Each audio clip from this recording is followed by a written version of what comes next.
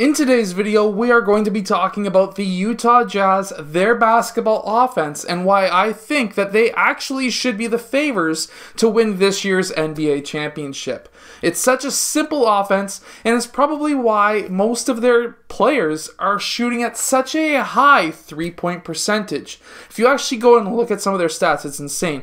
Let's get down, let's check out how their offense works. Okay, so one of their most go-to plays is a 4-out offense, and it's ran like a motion. So basically, they swing the ball around in this first play, and then when they swing that ball around, the last player in the corner who gets that ball attacks the key. Now, the center starts on the opposite side of the key, and then he goes to the high post.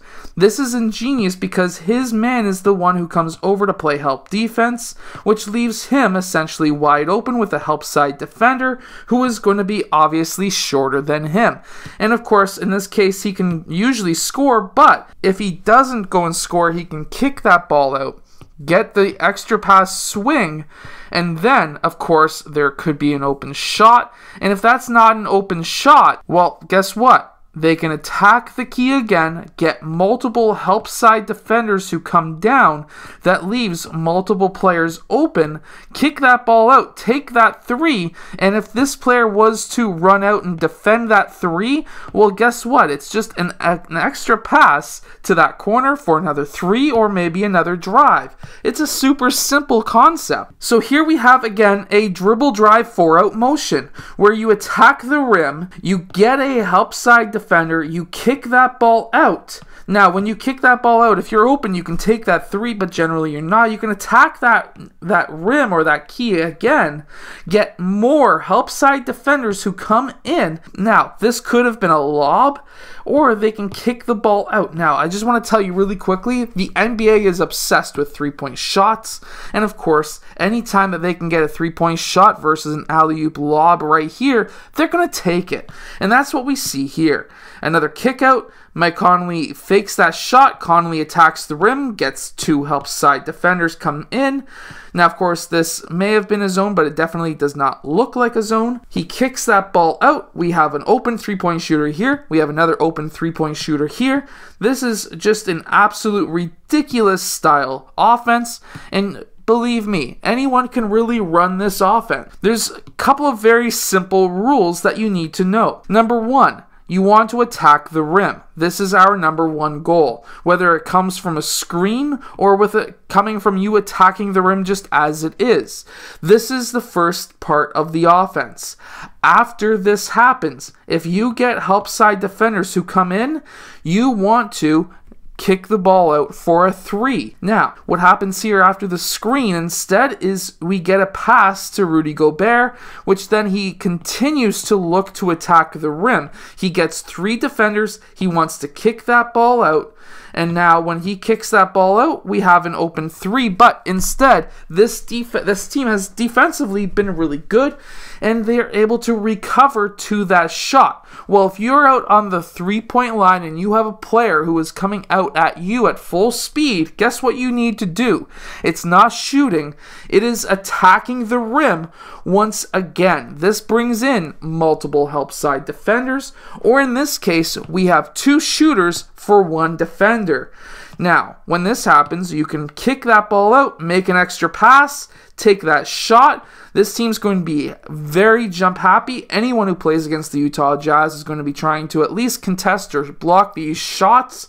A shot fake is all what's needed here, and he can get an open three. This is a very simple style offense. Notice this once again. Pass it over to the corner. The corner then attacks the rim. You can score. You can kick that ball out. Here, he kicks that ball out. We have a recovery.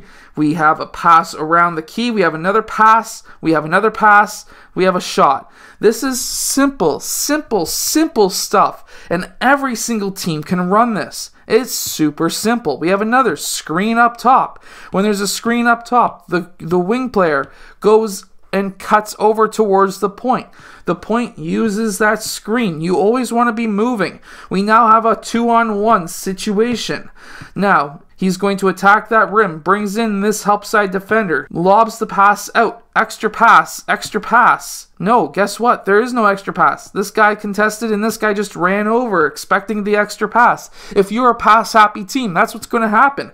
This opens up a lane. Guess what? We have an open pass. We have an open three. This is easy stuff. And all you need to do is have 4 players spread out. We have 1 in each corner. Really quickly, this is the corner, this is the wing, this is the point, this is the high post, this is the low post. And then when you get that ball into the corner, as an example, that corner player has to drive. That is his goal. He needs to drive to the rim.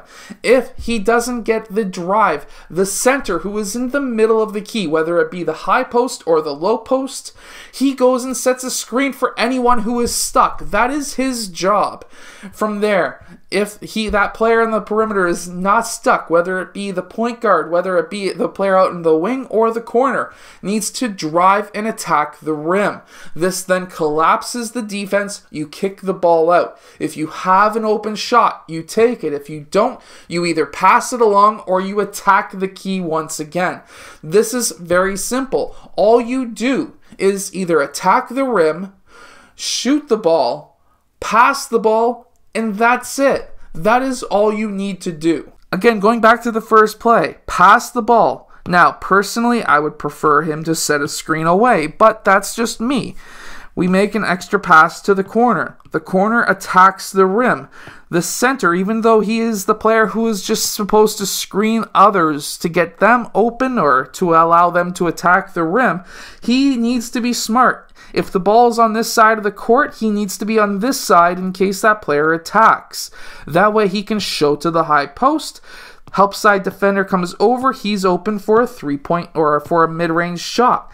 This is simple, easy offense that works very well. So this is why I think the Utah Jazz are going to be an absolutely destructive team in this year's playoffs. Can this offense sustain them for the whole entire finals? I'm not too sure. But if there are teams that cannot stop this offense, which, to be honest, if they're running a zone, driving towards the rim will collapse the zone. You kick it out, make an extra pass, you have an open 3.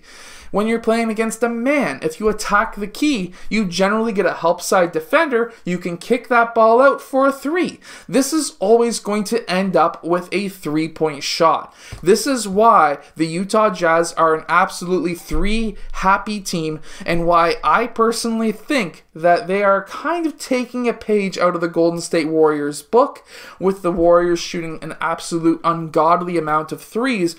I think that this could be a destructive team in this year's playoffs. I hope that you've enjoyed today's video. If you have, hit that like button and subscribe, and I'll see you guys again next time.